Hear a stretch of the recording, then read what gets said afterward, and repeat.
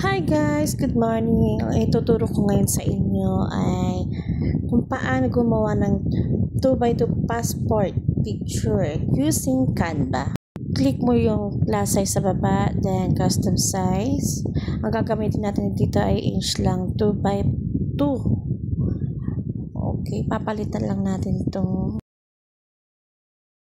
okay. Ayan. Then, create new design. Before that, guys, maghahanap muna tayo ng ating formal attire. Punta po tayo sa Google and then search po natin yung passport attire. Yan, mamimili lang po kayo dyan, tapos download. Tapos, punta po tayo sa remove PG.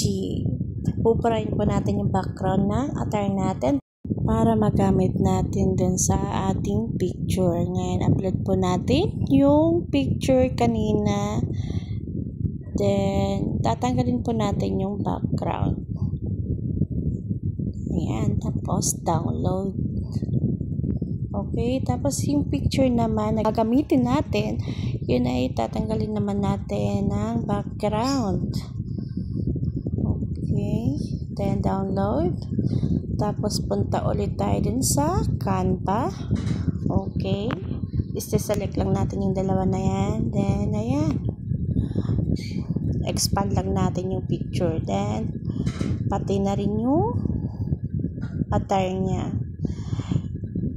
Dito, konting tiyaga lang talaga guys. Kasi, kailangan sakto yung attire niya dun sa katawan niya. Kasi, minsan lumalabas talaga yung mga kaanik-anikan.